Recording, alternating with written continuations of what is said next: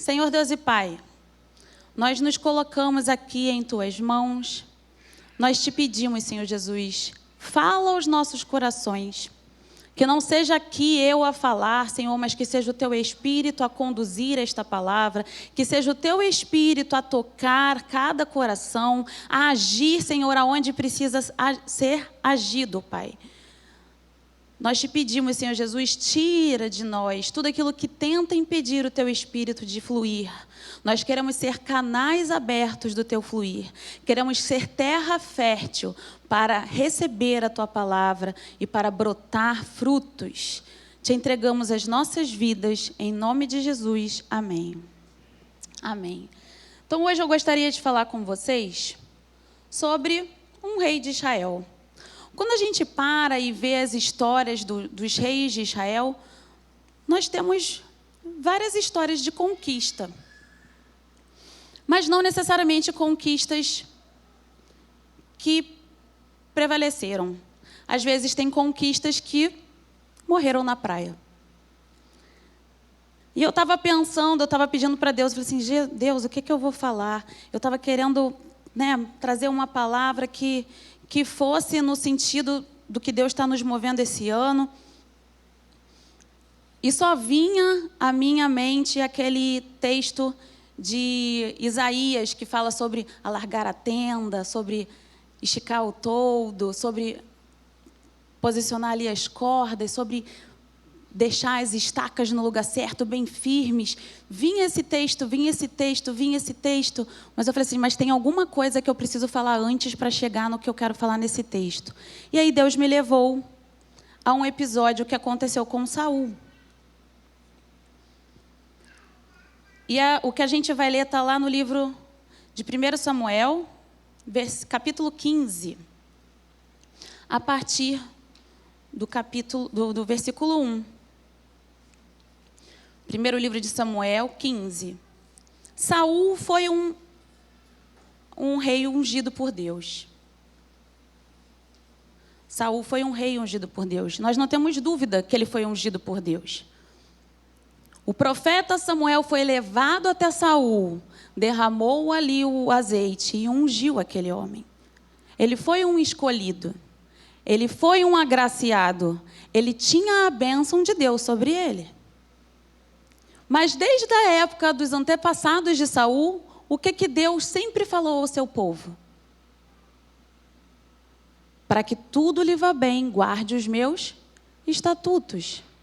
Ouça os meus mandamentos. Se mantenha no caminho reto. A gente não vê isso várias vezes, repetidamente na Bíblia? Guarde a minha palavra no teu coração. Guarde o teu coração. Não se deixe enganar. Não se deixe enganar. Saul tinha uma educação para isso. Ele tinha aprendido. Você consegue imaginar a Saul criancinha? Eu consigo imaginar. Ele era do povo judeu. Como é que os pequenos judeus, eles estudam? Eles estudam a palavra, eles são ensinados. Saul foi preparado com a palavra de Deus. Mas será que a palavra de Deus estava no coração de Saul? Será que ele vigiou para que ela continuasse em seu coração? E lá, nesse capítulo de Samuel, a gente vê o episódio quando Deus ordenou que Saul fosse até os amalequitas. Vamos ler, então?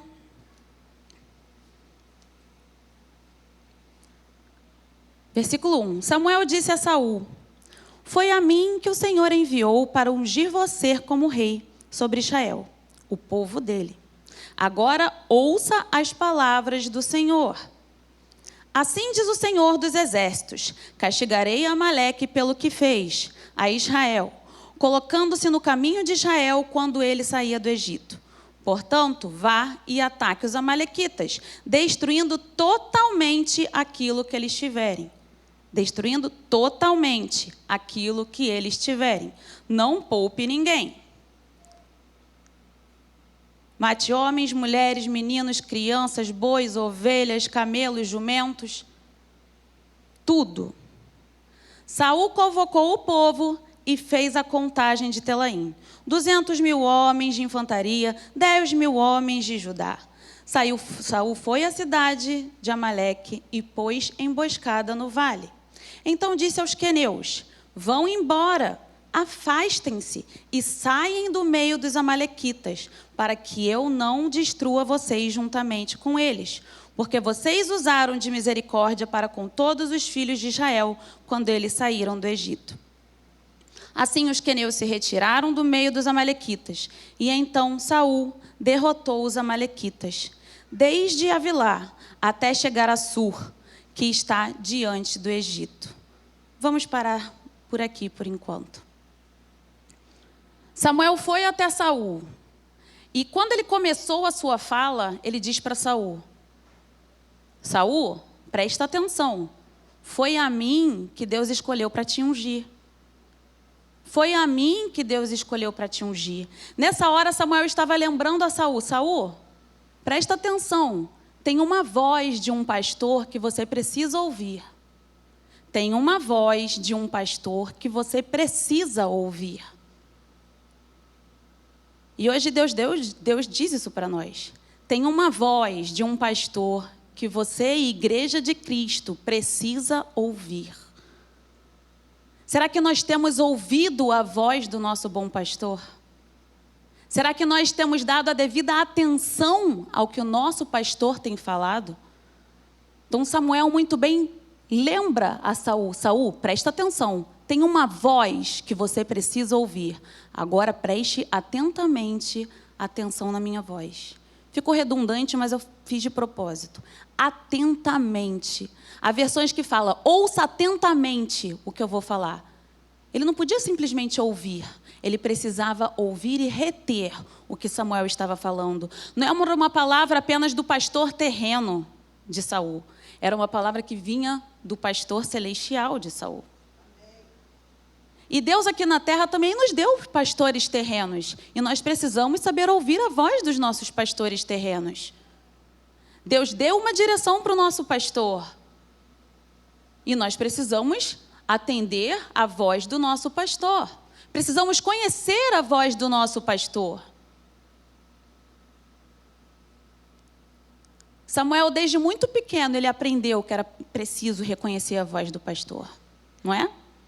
A gente ouve desde pequenininho essa escola, as nossas criancinhas, os nossos flechas sabem. Samuel, Samuel. E ele aprendeu que a voz do pastor não era meramente a voz de Eli, mas a voz do pastor era a voz de Deus. O meu pai costuma falar uma coisa interessante, que possivelmente, como a voz de pastor que ele estava acostumado a ouvir era a voz de Eli, provavelmente Deus falou com ele com uma voz que ele reconheceu como a voz de Eli. Eu acho muito interessante pensar dessa forma. Deus coloca homens e mulheres de Deus em nossas vidas para nos pastorear. E nós precisamos reconhecê-los como voz de Deus. Amém? Seguindo. Então Samuel pediu: Saul, preste atenção. E ele falou categoricamente: você deve ir até o povo que feriu Israel. Você deve destruir totalmente. Destrua tudo. Destrua tudo. Não poupe nada. Esta era a ordem. Esta era a ordem. Saul então ouviu e foi. Nos versículos que sucedem, a gente vê aqui que ele contou o exército, ele viu que ele tinha capacidade de enfrentar, ele foi, e Deus deu a vitória em suas mãos. Saul, como nós começamos dizendo aqui, era um homem ungido. Era um homem escolhido. Era um homem que tinha tudo à sua disposição, caso ele quisesse recorrer. Ele tinha livre acesso a recorrer às instruções de Deus, se ele quisesse. Ele tinha uma ordem que o sacerdote foi até ele para falar: faça assim. Ele tinha. Deus deu para ele a terra a ser conquistada. Deus deu para ele a batalha a ser conquistada. Saul conquistou a batalha. O erro de Saul foi pensar que, conquistando a batalha, já tinha terminado tudo. O erro de Saul foi achar que, conquistando a batalha, ele não precisava se ater à principal questão: obedecer. Deus falou: vá, destrua tudo. Destrua tudo. Mesmo quando a vitória está nas nossas mãos, nós não podemos agir como se nós já tivéssemos ganho, independente das nossas escolhas. Saul achou que a sua escolha não ia fazer diferença no final. Ele fez uma escolha por cima da ordem de Deus. Quem somos nós para decidir se Deus está certo ou errado? Quem somos nós para decidir? E o que Saul fez? Versículo 7. Versículo 8. Tomou vivo Agag, rei dos amalequitas. Porém, destruiu todo o povo a fio de espada. Deus mandou ele poupar o rei? Não. Seguindo. Mas Saul e o povo pouparam Agag, o melhor das ovelhas, os bois, os animais gordos, os cordeiros e tudo mais o que era bom. A isso não quiseram destruir totalmente. Porém, toda coisa sem valor e desprezível destruíram.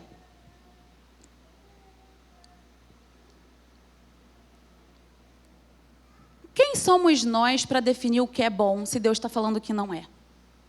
Deus falou: Saul, nada dali presta. Você precisa destruir, você precisa eliminar da sua vida.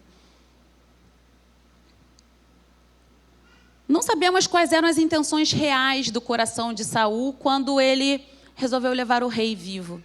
Será que ele queria exibir aquele rei como um troféu? Por que ele levou o rei vivo? Não sabemos. Por quê? Ele queria lá se gabar que ele tinha conquistado aqui, trouxe o rei prisioneiro. O que ele queria fazer com aquele rei? A gente não sabe para quê. Por que ele resolveu não destruir o que ele achava que era bom aos seus olhos? Isso aqui tem valor, Então eu vou separar aqui isso aqui, vou guardar, vou levar. Acho que isso aqui pode ter proveito para a terra. Que mal vai fazer, né? Deus falou para destruir, eu já destruí 99%. 1% pode ficar. Nem que seja 0,0001%. Se Deus falou, me dê tudo, é tudo. Se Deus falou, me deu tudo, é tudo. Pareceu bom aos olhos de Saul. Quantas vezes nós fazemos isso? Quantas vezes nós olhamos algo bom, algo que nos chama a atenção, algo que enche os nossos olhos de brilho, algo que nos dá fome, algo que satisfaz o nosso coração, algo que satisfaz o nosso desejo, e nós pensamos: poxa, isso é bom. Se é bom, poxa, qual é o mal que tem de eu levar isso para casa? Qual é o mal que tem de eu levar esse costume do mundo para minha casa? Qual é o mal que tem de eu levar essa festa para dentro da igreja? Qual é o mal que tem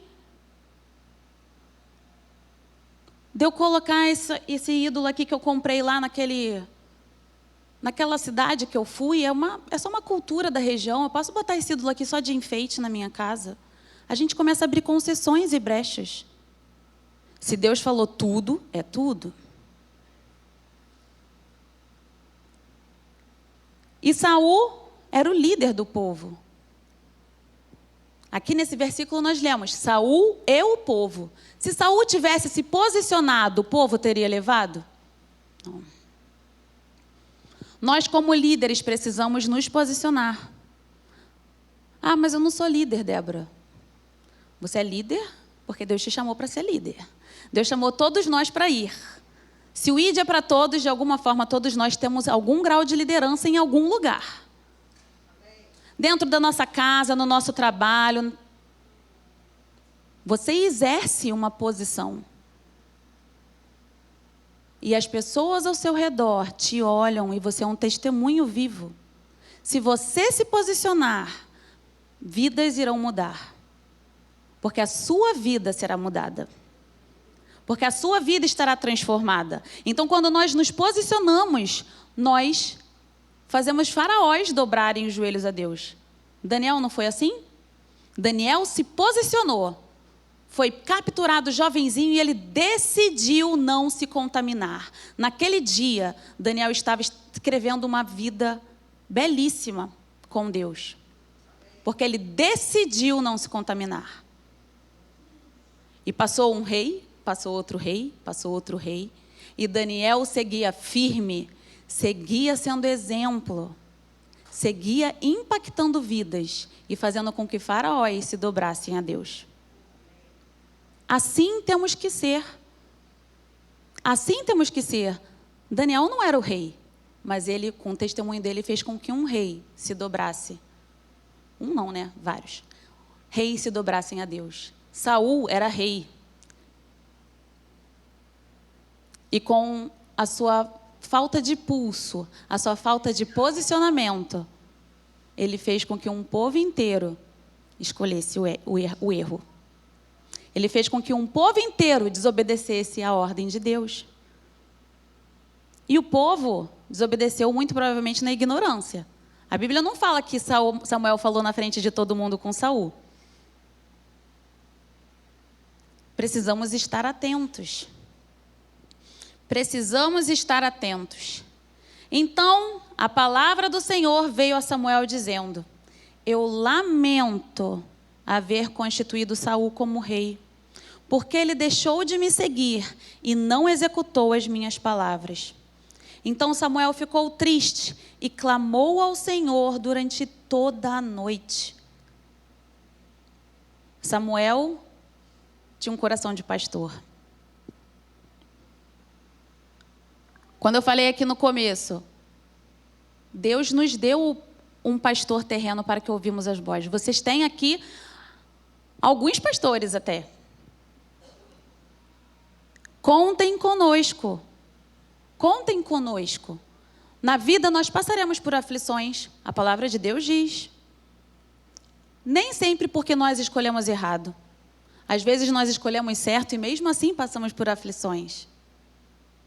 Mas há um bom pastor que olha por nós. E há homens e mulheres de Deus que Deus levantou aqui nesta casa para te apoiar, para te ouvir, para te aconselhar, para orarmos juntos, para chorarmos juntos e para nos alegrarmos juntos com cada conquista. Cada desafio faz parte de uma conquista. Como você vai fazer uma conquista se você não tiver um desafio? Não é verdade? Para ser uma conquista, tem que partir de um desafio. O corredor ganha uma corrida, ele sabe que o desafio dele é completar o trajeto e chegar na frente de todos os outros concorrentes. Há um desafio imposto. Para cada um de nós, há desafios em nossas vidas que nós vamos precisar conquistar. Muitas vezes com choro, muitas vezes com dor, mas sempre com o amparo do Senhor, sempre com a certeza de que Ele é o nosso rochedo, de que Ele é quem lá na frente nos dará a vitória. É nele que nós temos a vitória. Os nossos olhos não podem estar nos desafios, mas precisam estar em quem é o autor e consumador da nossa fé. Precisam estar naquele que é capaz de nos capacitar. Saul esquecia que a vitória não estava na mão dele. A vitória era dele porque Deus tinha dado a vitória na mão dele. E Samuel chorava na presença de Deus. Chorava, intercedia por Saul, se entristecia junto com Deus, porque Deus tinha se arrependido de ter constituído Saul, rei de Israel. E Samuel viu aquilo tudo e falou assim: não pode ficar assim, eu preciso ir lá. Eu vou lá e vou dar um puxão de orelha em Saul. É agora que eu vou fazer isso. Samuel foi, madrugou para encontrar Saul pela manhã. Mas anunciaram a Samuel. Saul já chegou ao Carmelo, e eis que levantou para si um monumento. Depois, dando volta, passou e desceu a Gigal. Saul levantou para si um monumento. Colocou nos tabloides lá. Eu, Saul, rei de Israel, eu derrotei os amalequitas, que fica aqui este monumento para que todos saibam. A glória é de quem? A glória é de quem? Saul esqueceu de tudo.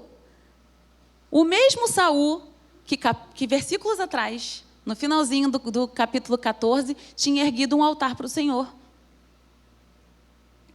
Não adianta eu erguer um altar para o Senhor uma vez na minha vida e não persistir erguendo este mesmo altar todos os dias da minha vida.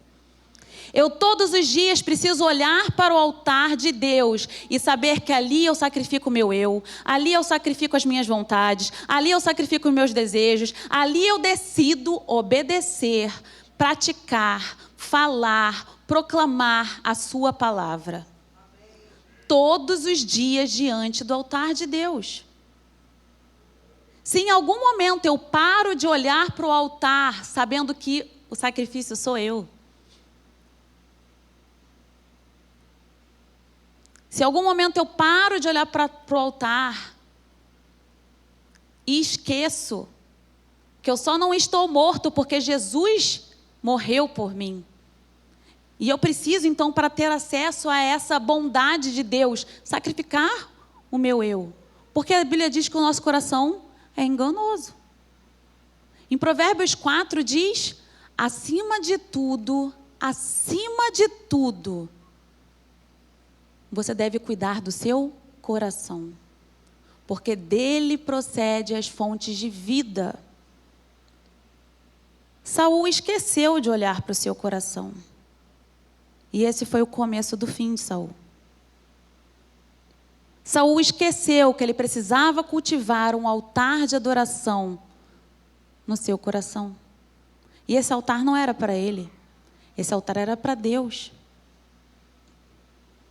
Saul esqueceu quem o colocou naquele posto.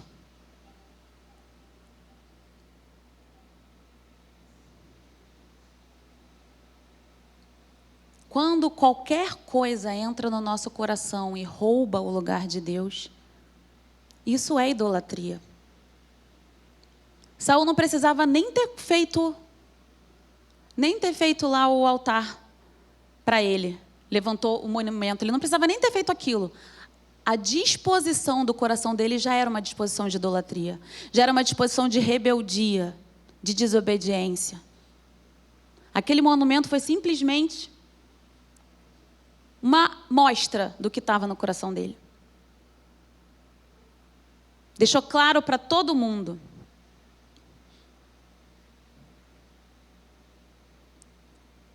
Qualquer coisa que roube a palavra de Deus do nosso coração, nossas ideias, nossas vontades, às vezes nossa família, nosso trabalho, nossos recursos, qualquer coisa que roube se torna um ídolo em nossa vida. É como um bezerro de ouro. Como é que o bezerro de ouro aconteceu? Não é estranho a gente pensar naquele episódio? Como pode? O povo tinha acabado de sair do deserto. Deus tinha aberto o mar vermelho. Gente, eles viram o mar vermelho abrir. Deus tinha fechado o mar vermelho em cima dos egípcios. Era muito milagre para ver, né? Tinha uma coluna de fogo, tinha uma coluna de nuvem. Eles viam Moisés subir e descer do monte para falar com Deus e trazer palavras para eles. Mas, de repente, o povo não vigiou o coração. O povo, em vez de vigiar o coração e viver viva a esperança de que Moisés subiu e ele vai voltar com uma palavra de Deus para nós, o povo começou a prestar atenção na demora de Moisés. Começou a prestar atenção no ócio. Arão, não tem nada para a gente fazer, a gente precisa fazer alguma coisa. E aí surgiu a ideia errada.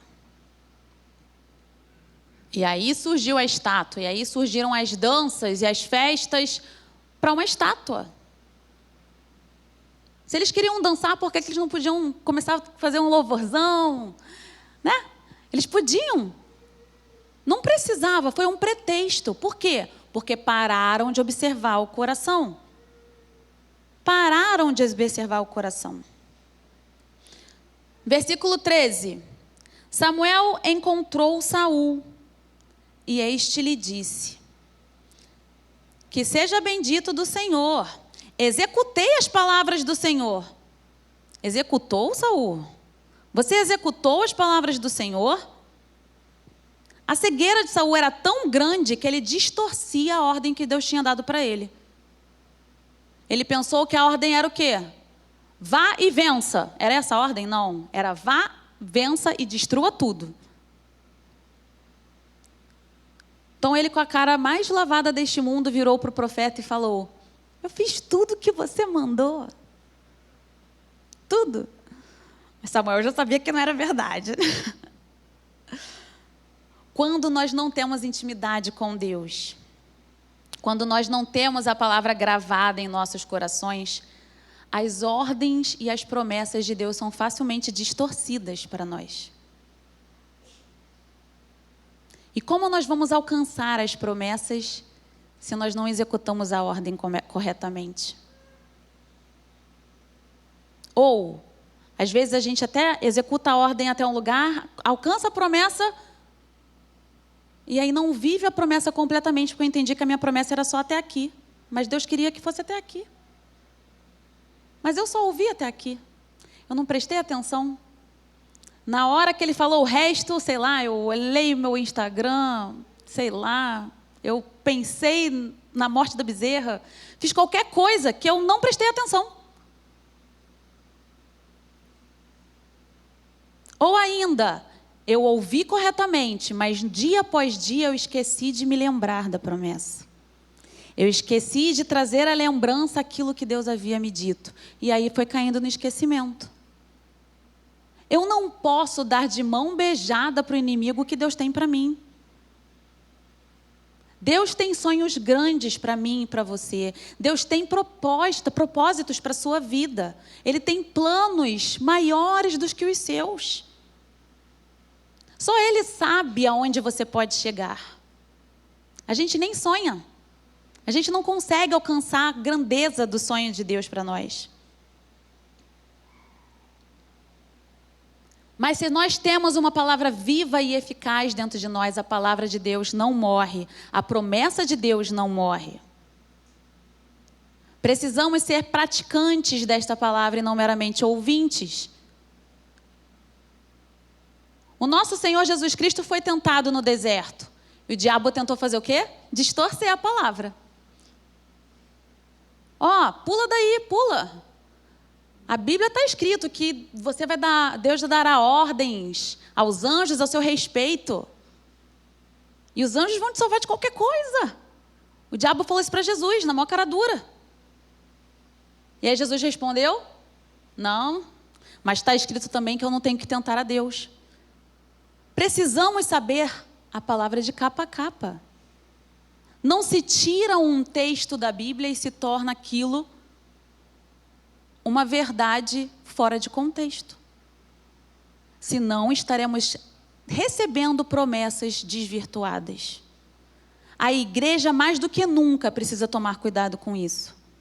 Porque há falsos profetas se levantando, há falsas verdades se levantando. E isso tudo é como esse ruído das ovelhas, dos bodes, dos bois, de tudo que ele pegou de bom e trouxe para dentro do arraial.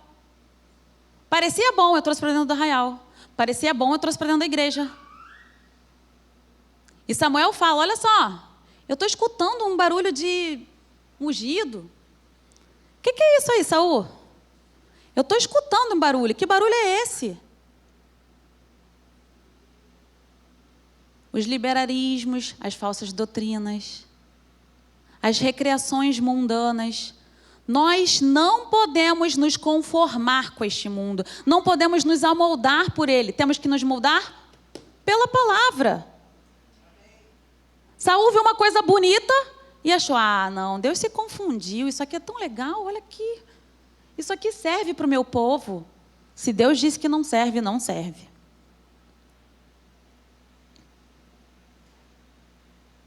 Saul então respondeu, versículo 15. Trouxeram isso dos amalequitas, porque o povo guardou o melhor das ovelhas e dos bois para sacrificar ao Senhor. Foi uma coisa boa que a gente fez. Ele já mudou. Eu acho que não foi por isso não, gente, eu acho. Eu estou julgando Saul. Eu acho que ele levou para ficar. Mas aí nessa hora ele viu, caramba, dei mole, peraí, vou consertar. Não, Samuel, a gente trouxe essas coisas boas para dar para Deus. É bom, então a gente vai dar para Deus. A gente vai sacrificar para Deus. Então Samuel disse a Saul, espere, vou declarar a você o que o Senhor me disse esta noite. Saul respondeu, fale. Samuel então continuou, não é verdade que mesmo sendo pequeno aos seus próprios olhos, você foi colocado por cabeça das tribos de Israel? O Senhor o ungiu como rei sobre Israel. O Senhor o enviou a este caminho e disse, vá, destrua totalmente os pecadores, os amalequitas, lute contra ele até exterminá-los. Por que então você não deu ouvidos à voz do Senhor, mas se lançou sobre o despojo e fez o que era mal aos olhos do Senhor?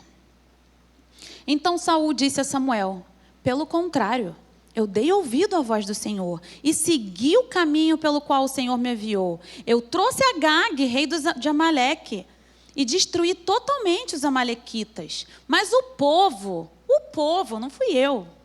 O povo pegou o despojo, as ovelhas, os bois, o melhor que estava sendo destinado à destruição, para oferecer ao Senhor. Quantas vezes nós fazemos isso? Nós justificamos o nosso erro em outra pessoa. Isso é velho, gente. É desde Adão, né? Desde sempre. Precisamos aprender a não justificar os nossos erros por falsas desculpas gospel. Não, eu sentei ali na roda dos escarnecedores porque eu ia evangelizar. Né não? Olha só, é perigoso, gente. Não, eu trouxe, esse exemplo eu até já dei. Eu trouxe esse ídolo para dentro de casa porque me deram de presente, eu não queria escandalizar. Gente, igreja, presta atenção. Se Deus disse não, é não. Não troque a palavra de Deus por uma sopa de lentilha qualquer. Não troque o seu coração entregue nas mãos de Deus por um deslize qualquer, por um prazer momentâneo, por uma coisa bonitinha e fofa. Não, não pode. Não podemos. Isso é distorção da palavra. Não podemos deixar nos enganar, nem por outros e nem por nós mesmos. Porque muitas vezes a gente bota a culpa no outro, mas é o nosso coração que está sendo enganoso, é a gente que está se enganando. E Saul, ele ficava no looping, né? Ele não abria os olhos, ele não se arrependia, ele ficava só dando desculpa, desculpa, desculpa, desculpa. E Deus já estava ficando irritado. E Samuel também estava ficando irritado já. Ele ficou assim, cara, não é possível que eu ungi esse cara, que Deus me fez ungir esse, não é possível. E aí Samuel continua falando para Saul. Vamos lá.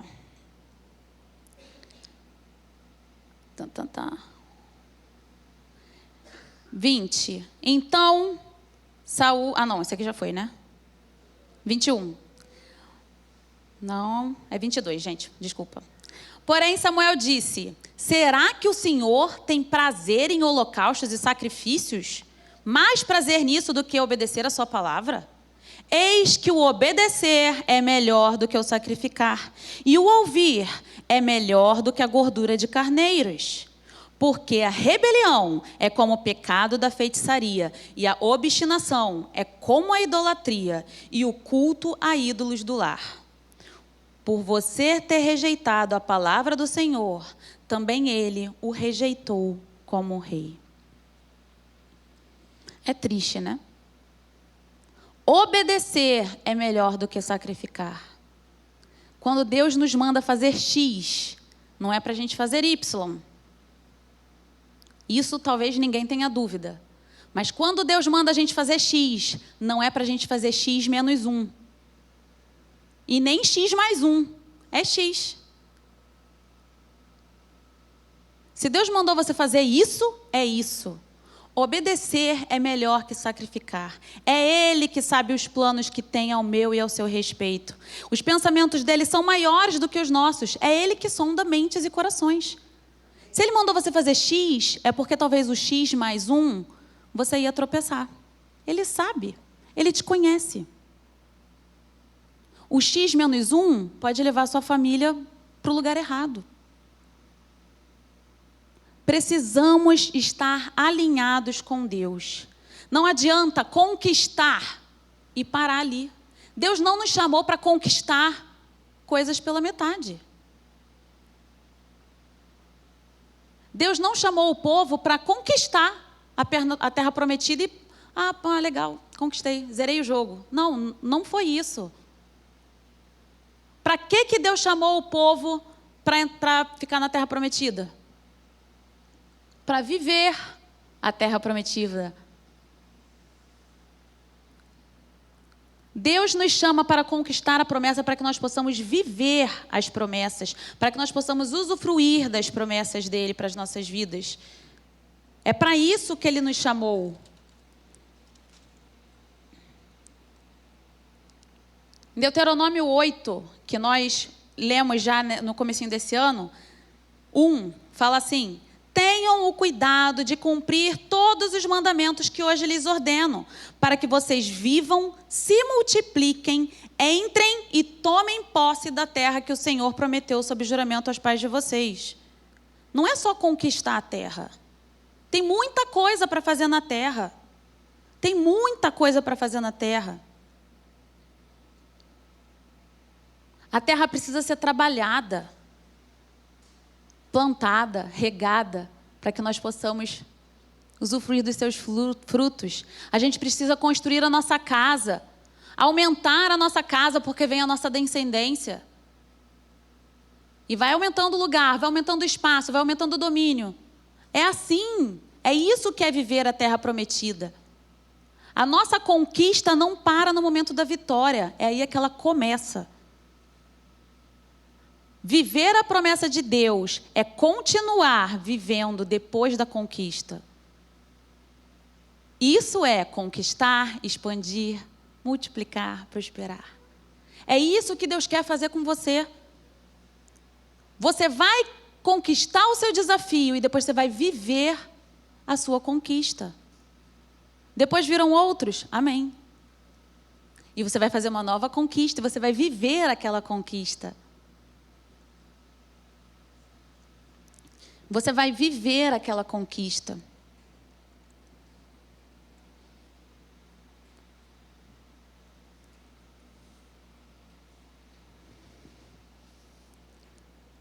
Jeremias 7, 21 a 24. O título desse texto é: A mera multiplicação dos sacrifícios é inútil. Foi o que Saul fez. A mera multiplicação dos sacrifícios é inútil. Versículo 21 diz assim: Assim diz o Senhor dos Exércitos, o Deus de Israel: juntem os seus holocaustos aos outros sacrifícios e comam a carne vocês mesmos. No dia em que tirei o pai de vocês da terra do Egito, não falei nem ordenei nada a respeito de holocaustos ou sacrifícios. Mas o que ordenei foi: deem ouvidos à minha voz, e eu serei o seu Deus, e vocês serão o meu povo. Andem em todo o caminho que eu lhes ordeno, para que tudo lhe vá bem.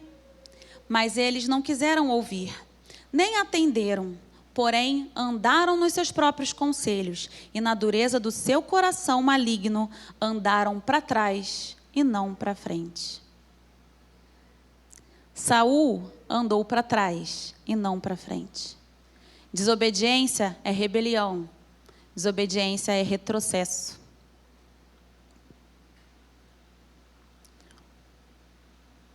E persistir no erro é tão grave quanto adorar outros ídolos. Saul nos chamou para trabalhar a terra. Quando a gente conquista algo, vamos pensar na nossa vida? Se eu conquistar uma pessoa para Jesus, eu conquistei, termina ali? Não, essa pessoa precisa ser discipulada, orientada, ouvida, instruída. Não foi assim que Jesus fez com os discípulos? Ele chamou os discípulos e ele teve um tempo de preparação com eles. Eles caminharam com Jesus, eles aprenderam com seus passos, eles ouviram as suas instruções, eles viram os seus milagres, até o momento que Deus disse, vão. E aí o reino de Deus expandiu. E aí outras pessoas foram alcançadas. E aí a igreja de Cristo se fortaleceu. E hoje nós estamos aqui. Assim é na nossa vida. Assim é com os nossos filhos. Assim é com os filhos espirituais que Deus nos der. Nós conquistamos eles para Cristo. E vamos preparar. Vamos andar, vamos mostrar, vamos viver, vamos exalar a palavra. Para aí sim lançar. Para aí sim expandir. Não termina na conquista. Segue. Nós precisamos aprender com os erros de homens da Bíblia. Saul errou. Saul se esqueceu. E assim ele teve toda uma promessa de Deus abortada. Se o coração de Saul fosse diferente, poderia ter sido diferente? Poderia ter sido diferente. Mas o coração de Saul não era moldável. E Saul teve um triste destino. E a partir daí, espíritos começam a atormentá-lo. E a partir daí, a vida dele só vai ladeira abaixo.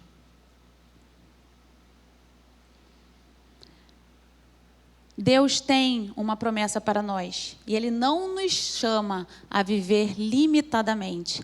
Ele nos chama a viver a plenitude da sua promessa. E então eu encerro com Isaías 54. Deus nos chama para alargar a nossa tenda. Deus nos chama para aumentar o nosso toldo. A gente vai alargar, a gente vai estabelecer o limite, estabelecer a conquista. E a gente vai começar a expandir.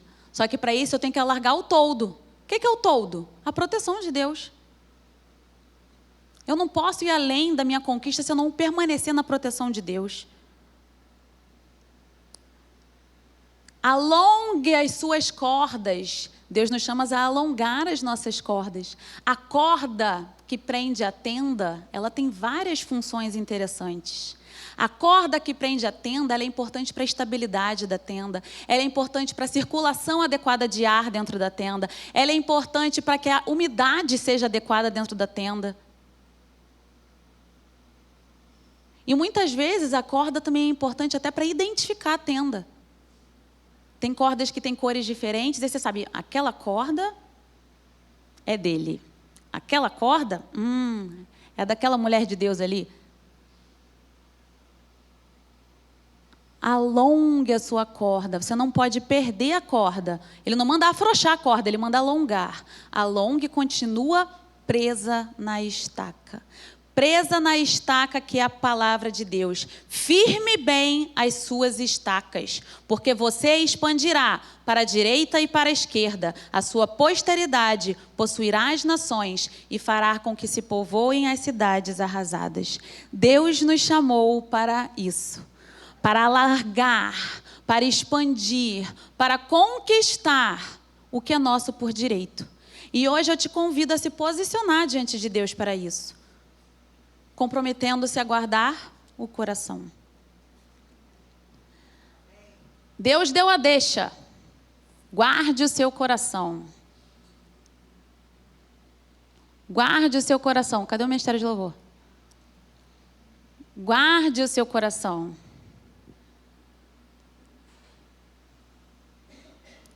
Se você hoje quer fazer um compromisso com Deus, Se você hoje, mesmo que você ainda não conheça Jesus, você quer entregar a sua vida para Jesus, eu te convido a se colocar diante dele agora. Porque Deus te chama.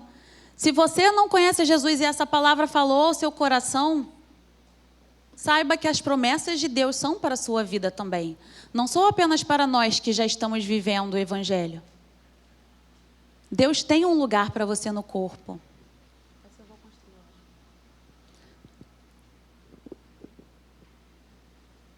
Senhor, nós confessamos que Tu és o nosso Deus. Reconhecemos o Teu sacrifício, Senhor, ao enviar o Teu Filho, ao sacrificar Jesus por nós. Nós reconhecemos que Jesus venceu a morte por amor a nós. E este é o sacrifício perfeito que nos une a Ti. Por isso, Senhor, nós reconhecemos a Ti como nosso Senhor e Salvador. Nós Te convidamos, ó Pai, vem, faz morada em nosso coração. Faz morada e bota as coisas no lugar.